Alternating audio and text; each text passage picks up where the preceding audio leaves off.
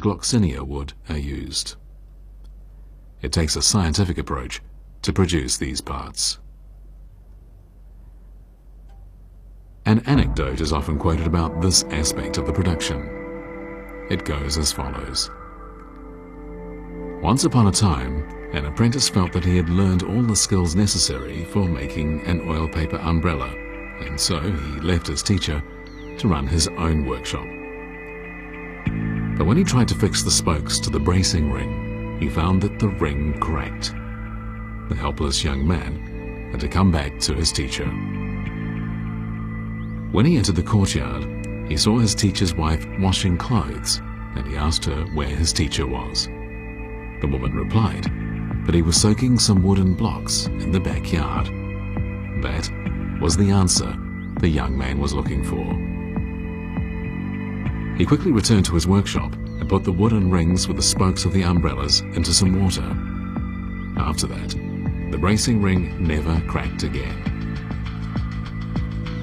The reason for this is that the glue contained in the wood shrinks in the dry air, and this causes cracking. When soaked, the glue in the wood dissolves into the water, and the wood will remain solid.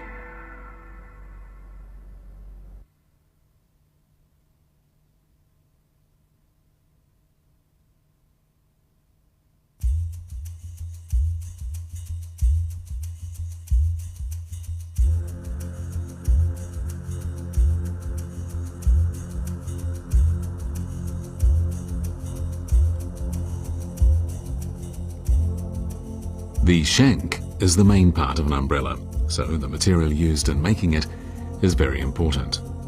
Usually the species of bamboo scientifically classified as Phylostachys heteroclada, produced in ebene, is preferred.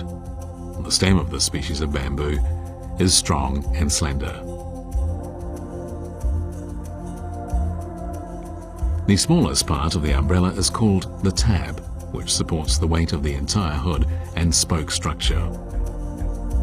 To allow this, a very simple mechanical principle is put into effect.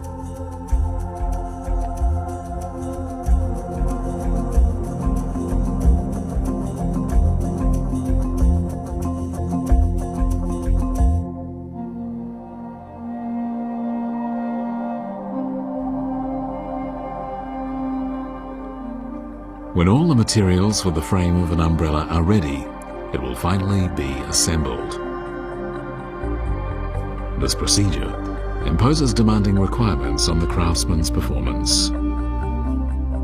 In this step, many scientific principles are involved.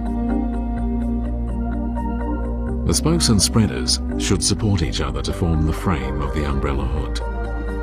The number of spokes in an umbrella is 28. But this number is adjustable according to the size of the umbrella to be made. But the increase or decrease in scale must be divisible by 4, so as to ensure that the weight of the whole hood will be evenly distributed across the spokes.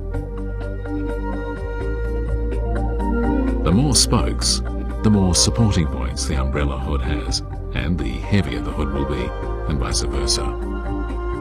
Interestingly, the parachute we use today was invented according to the same mechanical principle. The number of spokes determines the complexity of the manufacture of an oil paper umbrella. The more spokes are used, the more spreaders should be used, and the more difficult it will be to thread the spokes. But the more spokes, the sturdier the umbrella will be as a whole.